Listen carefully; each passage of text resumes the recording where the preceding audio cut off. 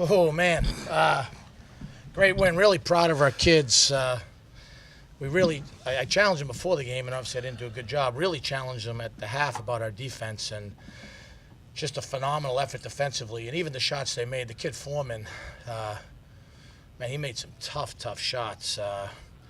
That's why we fouled late. I just was worried. We usually do foul up in that scenario, and the way they were shooting threes, I didn't want to roll the dice. And then really proud of Deshaun. Get at him a little bit last week, and his response tonight was absolutely outstanding. He's practiced really well, so I'm not surprised he played that well. And then what do you say about this guy? I mean, his defense, he had an unbelievable tip-in by keeping the right spacing. He's going to be a really good player for us. Probably the best question to ask is why the hell I haven't played him more earlier. I'm proud of him. And I thought Eddie Keith came up big for us on the glass, too. He had a couple man-sized rebounds. So it's different guys, different heights. Kind of like that. Remember that Name That Tune? They gave you a couple notes, and you had to figure it out. It's a little bit like that. So, but I'm proud of these guys. Is Hofstra a little bit more difficult to defend with Eustace out? You know what? Yeah, and he's obviously a really good player, but they go small, and we really spent a lot of time this week working on switching ball screens and handles, which we did. But their speed and they're so dynamic at the ball it's one thing to talk about it and drill it. It's another thing to actually have to do it, and they're really hard to stop offensively, and they shoot it at a lot of different positions, and they get going early. So now it's like, uh-oh, you know what I mean? I think when they get going early, they're a tough team. Starting the four guards, was that the thought? To go small and stay with them from the start? You start four guards? No, we went small. We went back with Eddie Keith again at the 4 in the second half, and it helped. I mean, he's just, yeah, and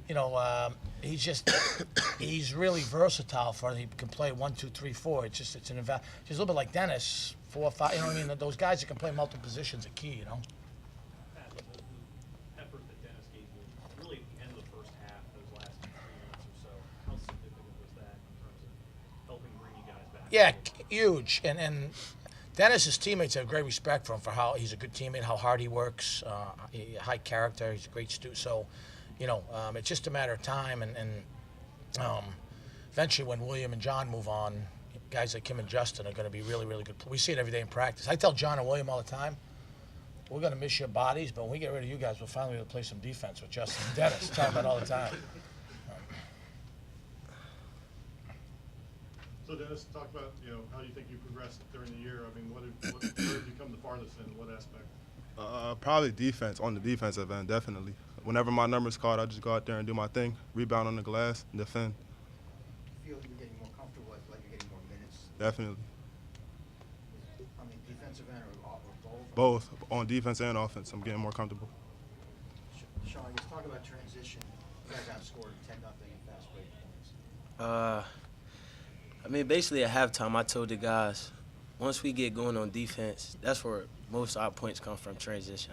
It's definitely hard to stop us in transition because we got a lot of athletic guys. So we get a stop on defense, and we out because everybody want to score. So first person get to the basket, we pushing the ball up, and we just try and get as many points as we can off of turnovers and stops. With the fouling up 3 late, do you feel like you guys fouled too quickly, or were you that? You know what? Just to Ideally, you want to wait. My thing is, though, I think it's very unfair to put your players in that situation. So we usually tell them, if you can foul before half court, do it. But it's one of those things, I don't think you can split hairs, or you're either going to foul or not.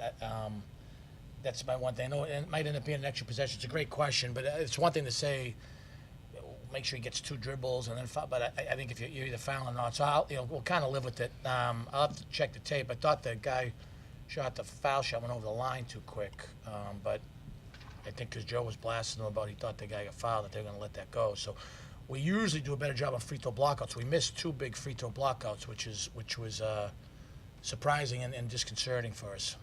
It was tough getting Williams shots. Were they double? A little bit, and then a zone. I thought Williams' defense was very good in the second half. I would have liked to see him rebound it a little bit better. And John's been a little bit banged up, so it could be different, different guys. Who knows how old John and William really are? They could be in their late 30s by now. So, hopefully their bodies can hang in there for another month. Pat, you said earlier in the season, media day, this could be your deepest team that you've had in a while, deepest, with ability. And you're seeing that with, I mean, 41 bench points, you know, Davis and Marcel coming off the bench is a pretty good duo to have coming off the bench, you know, the league. Yeah, we got, you know, I feel like 11 good players. We had a day last week in practice. I'm not kidding you. It was Dennis, Justin. We have a good walk-on Van, who was a good point guard. Mike, and I think it was Deshaun. And they beat the rest of the guys 4-0. I mean, Jay didn't play, but in our live stuff. So it's different guys, different days. You know, I think if we can hopefully get to where we want to get to, I really believe our depth is the thing that's going to separate us. Sort of off topic, J.J. Matthews off the back all year. He has a slight break of a bone in his foot. That's why he's in the boot. He's done a really good job. He went from 262 pounds to 232. He was practicing pretty good, and then his foot was bothered. So we did a X-ray, revealed nothing, and then we did an MRI, and we have to hold him out probably for about 4 weeks. Before that, how was his drop? Yeah, he was playing pretty good. You know what? He's good on offense. He can shoot the ball, and he's got a big body. Got a long way to go defensively.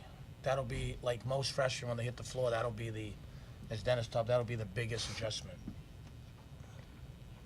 Thank you, guys. Thanks. Thank you. Congrats, Steve. Thanks.